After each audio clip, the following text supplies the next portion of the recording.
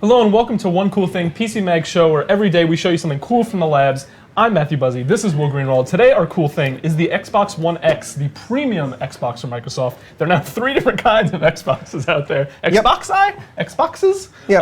Xbox, maybe it's like deer. Although I think the original OG giant Xbox is Xbox One, not the original Xbox, which is also discontinued.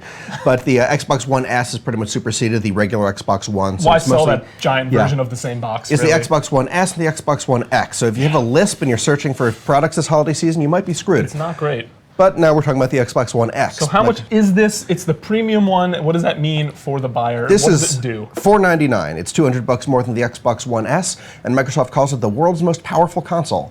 And that seems to be the case. We can't actually do hardware benchmarks like we do on PC gaming hardware, so we need to kind of eyeball it, check out what it renders at, the frame rate, just how smooth the performance is. And yeah, this kind of edges out the PS4 Pro in some of our tests. And the PS4 Pro retails for how much? I believe 400, possibly 500. Okay, so it's like I forget. Same ballpark, but so the idea is 4K gaming. Right. The idea is hopefully 60 frame gaming, but 4K and 60 on a console. That's even hard to do on a PC. So how exactly does it go about doing that, and does it succeed in doing that? Well, it's just way more powerful hardware than the original Xbox One or the One S. Which means that certain games that are optimized for it can actually pump out 4K rendered native resolution. If you have a 4K TV, it can do HDR, high dynamic range graphics, and it can do up to 60 frames per second, again, if the game's been patched for it. That's something that's going to confuse people. So like, if the game's been patched for it, not every game's going to work right away. Some games might not change at all. Some new games coming out might do it, or is everyone guaranteed to do it? What's the deal with the games? Not everyone is guaranteed. I'm pretty sure every first-party game is pretty much guaranteed to be optimized for this. Sony did a similar thing. Third-party, you can expect AAA titles to be optimized for it. We're definitely going to see that with Star Wars Battlefront 2, Call of Duty World War II. Patches are coming out soon for Assassin's Creed Origins, Shadow of War.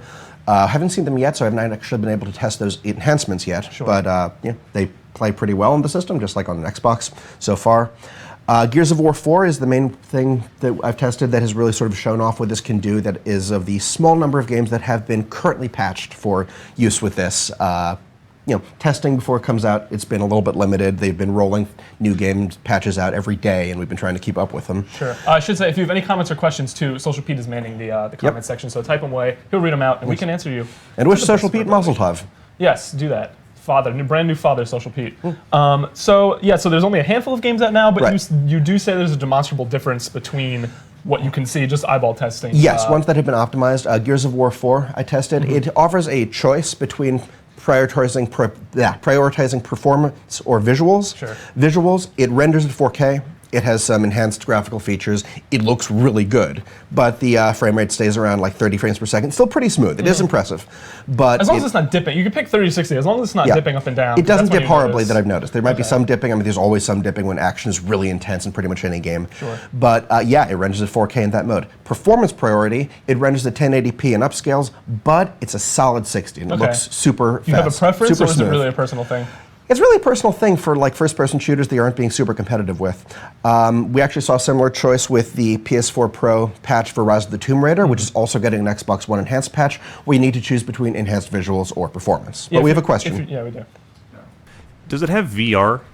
No VR has been announced yet, which is sort of weird. Microsoft has been pushing what they call Windows Mixed Reality. The Windows 10 Fall Creators Update has added support for that. There are new headsets trickling out from companies like Acer, Samsung, other companies, Lenovo, that are going to support VR, or they call it mixed reality, but it's VR. Right. But nothing has been announced for Xbox compatibility yet. There has been no Xbox equivalent to the PlayStation VR. Which is somewhat surprising, since everyone's been jumping on the bandwagon, but I guess they're just pushing it on Windows, and also increasingly pushing Xbox and Windows Unity, so maybe they're just figuring they're getting it done by the Windows headsets? They've been pushing Unity sort of in theory for a long time. There's some stuff with cross-play and cross-buy for But now every first-party game will come out on both. Right. So, but it still is like, yes, there's an Xbox app on Windows and the Xbox Game Store on Windows. It's still not a fun interface. It's not great to use it compared to, say, Steam, which has its own problems, but at least it's well established. Speaking of interfaces, they did get a chance to remake the dashboard, both which they on seem the to do regular Xbox One X and on the regular on the Xbox One S, I should say. They seem to do it every year. They do it every year. It was bad, though. It was really bad. Well, the very first one was optimized for use with the Kinect, which was originally standard with the Xbox One. And then they half moved off that to some sort of in-between With the Xbox One S, they removed the special port for the Kinect, so you need to get an adapter if you want to use Kinect, and that's the same case with the Xbox One X. So now the Kinect is dead. So pretty much, yeah. Well, we have a question again. Did they make it not weird to turn off the Xbox One? Is it define not weird? Because the default thing is the power. It's the sleep. So it doesn't, when you turn it off, it doesn't really go off. Yeah. My Xbox turns itself on every time I turn it off. If I don't pull the power cord out, it just it comes back on. I haven't noticed that. That is kind of weird. It's really unsettling. Like pretty much hold it down. Hold down the guide button. Sure. It gives you the. But when you press turn off console without going into the settings and changing it, is the console really going off? Because the default is like a sleep mode power saver, so that it boots up quickly next time. Well, it depends, but you can just turn off the power saver mode. Yeah. In fact, I can probably look into that right It now. fights you because it really does want to be on all the time. Let's see. Settings. Which, you know, system, power saving, it's something, but or is it? it's irritating. Mine Power really saving. does. I've watched mine turn Power itself mode. on. Yeah. See here. So yeah, instant on. That's, yeah. Set it to I want to say energy See, saving. neither of those are just off. That's what I'm saying. Well, energy saving, I think it will actually turn it off. Okay. But instant on, it will keep it in It'll that keep sort all of this sleep stuff mode. off. It's weirdly vague about turning itself off. So yeah, the dashboard is new. It's more simple. The other one was really weird to navigate. I'm still not a fan of the dashboard. It's not the best by any means, but you can see the store is clearly up there. Has the last good Xbox interface been the blades on the 360? There was the one after the blades was okay, but I missed the blades. Meanwhile, like Sony, just like they stuck with something pretty similar to Cross Media Bar for like 2-3 generations. Yeah, I think that could use some tweaking, but it's easy to understand. It's simple. Yeah. We have another question. How much of a Windows 10 device is it? Like, what exactly do you get access to that a PC might have?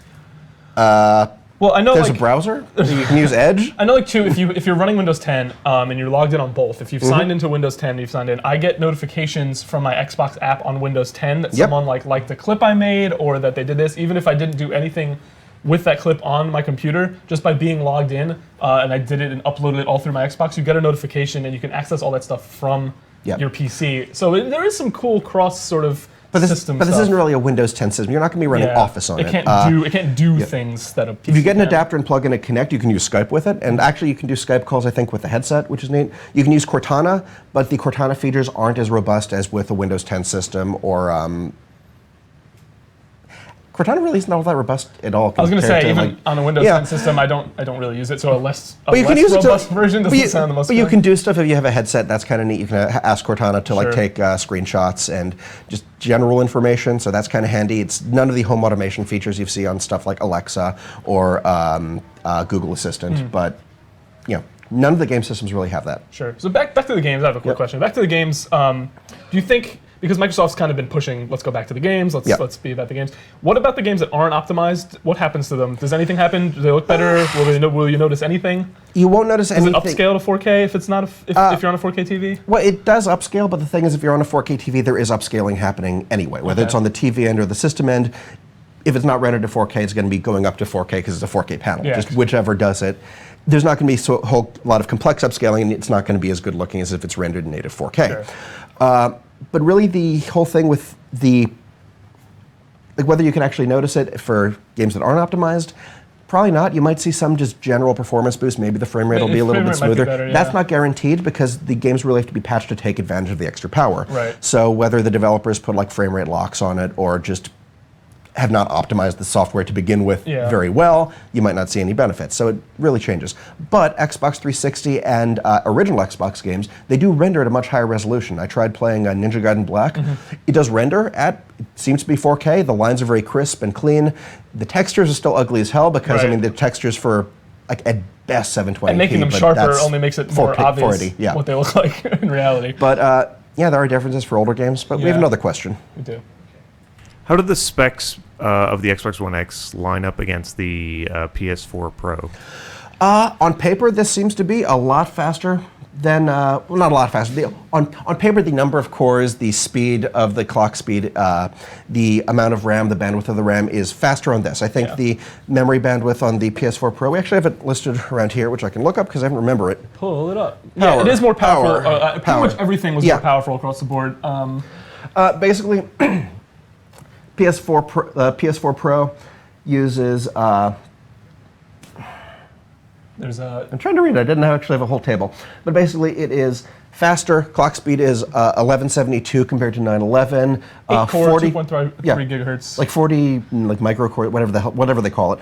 40 to 36 cores, 12 gigabytes to 8 gigabytes memory. The memory bandwidth is about 150% of the PS4 Pro. On paper, it's way faster, but the thing is, these are different hardware platforms, so you have no idea what the performance difference is. Right, the way they're actually doing that with there's two different methods of the way they're actually getting better performance out of the hardware. So comparing the straight numbers, even though this does beat the PS4. Right. We can't be absolutely certain without doing the extensive benchmarks we do with PC gaming hardware, which we can't do on closed systems like the Xbox One or PS4. Yeah, they don't have the apps to run those things. But on paper, it is faster. It is. I mean, it's kind of like comparing like a PC with a tablet. If they have like similar clock speeds, one still might be faster. I mean, there's right, but it's hard to determine. PS4 is doing something different to get 4K out of the hardware than the Xbox is. Yeah.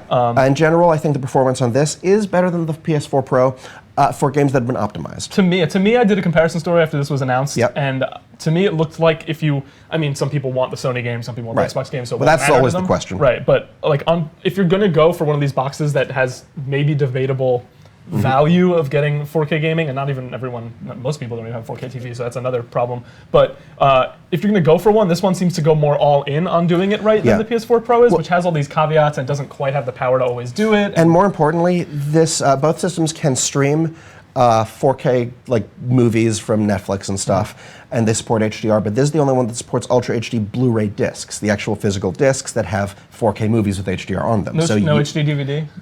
No. You don't need to worry about like your internet connection if you want to watch a movie if you have the Ultra HD Blu-ray disc. Yeah, it's actually appealing. People were pretty annoyed that there wasn't one in the PS4 Pro. Which is baffling because like the PS3 Blu-ray player, PS2 DVD player. Yeah, Sony has been on the frontier of these new formats, but they just didn't have it for the PS4 Pro. But it was on this. It's on the Xbox One S. Which is weird. So yeah, I think overall the game stuff is going to confuse some people for a while, but there are benefits. Like if you're confused but you still want one, you could just get it, and the games that'll work better will work better, and you don't really have to think about it that much. The important benefit is if you have a 4K TV with HDR. Otherwise, HDR too is a big thing. It's hard to explain until you see it in person. Right. That might even be a more beneficial thing than the 4K. Yeah, although typically like they're kind of hand in hand. Yeah. You can have 4K without HDR, but typically HDR is going to come with 4K. We have another question. We do. Does it run quieter?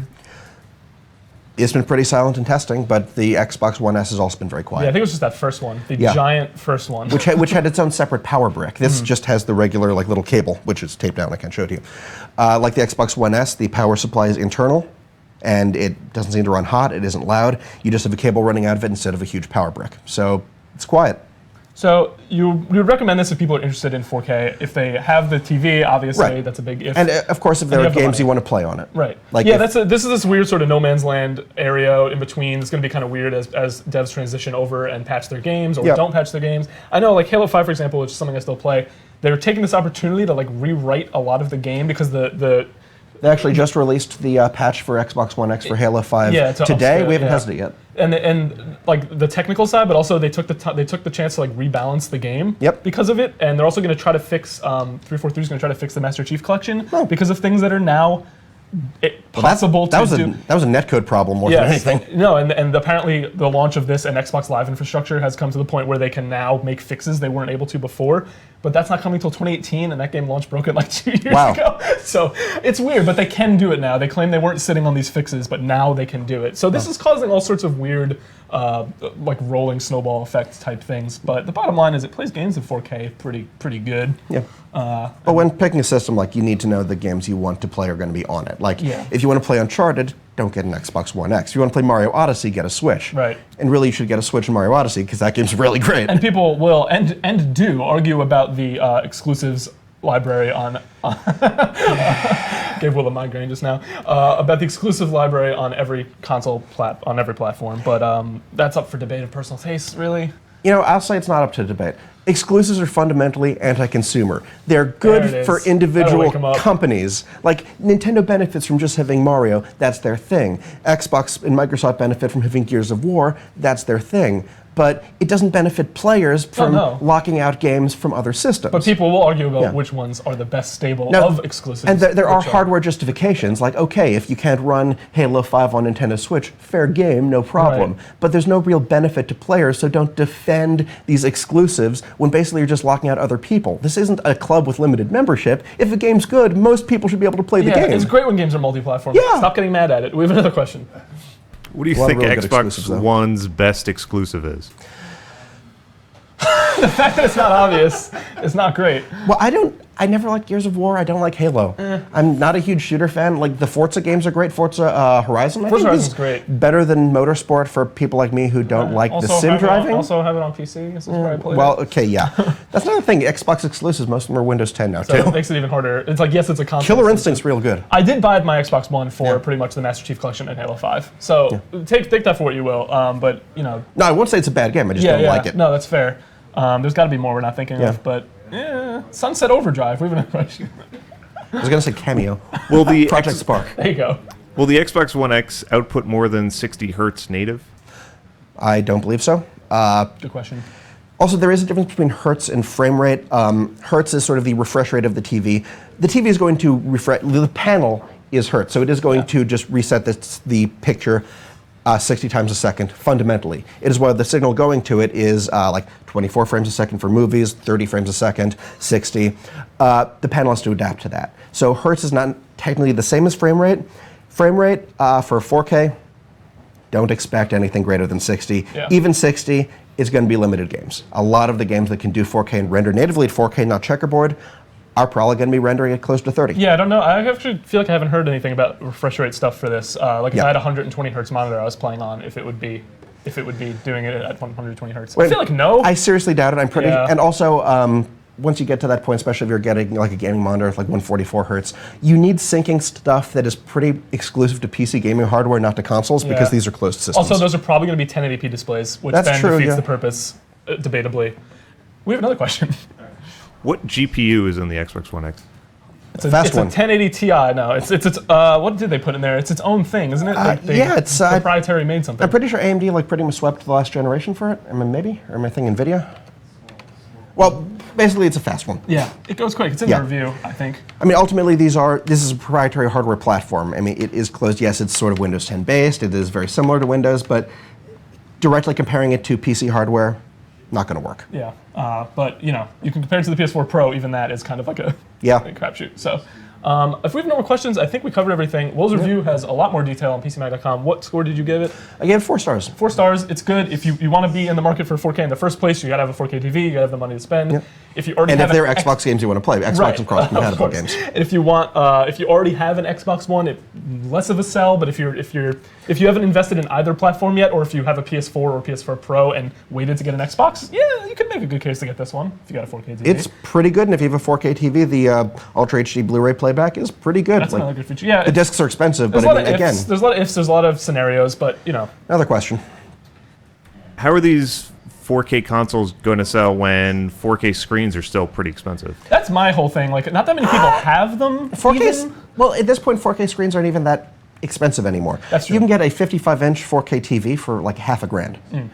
Now, obviously, like, you know, there's still way less expensive TVs. You can still get some 1080p, but the vast majority of models offered by all major TV manufacturers, they are 4K now. And if you're going to buy a TV now, buy a 4K. Like, if you're going to buy a new TV, buy a 4K. There's a full range of budget to like high end. There are you can get a 4K TV from $500 to like $8,000. But that said, like most people I know don't still have one, and I know a lot of people who care about tech and stuff. I don't have one. Well, it's still you still need to make this like the step. So if you don't, if you don't have a reason to upgrade your TV right now, you're not going to have one. Basically. But the point is that when you are going to upgrade your TV, whether it's this year, next year, a year from that, it is going to be 4K. But that's then basically a guarantee. I can't help but wonder if there's going to be a new Xbox then already down in 2-3 years. Probably, right? You think so? Maybe they'll call the Xbox One F, make it even harder to shop for. Yeah, I think it's going to be a little confusing because they're going to want to put new hardware out again. By the time 4K TVs are more prevalent, I don't know if this is going to be. Well, Sony has been pretty quiet since the launch of the PS4 Pro, so maybe they actually do want to have this sort of bake for a few years and just get the development to catch up to it. Yeah, finally get people cranking out games that work on it pretty consistently. Yep. I think that's everything, though. Thank you so much for watching. I've been Matthew Buzzy. This has been Will Greenwald. Tune in next week again, 10 a.m. To One Cool Thing, and we will see you there. Have a good weekend.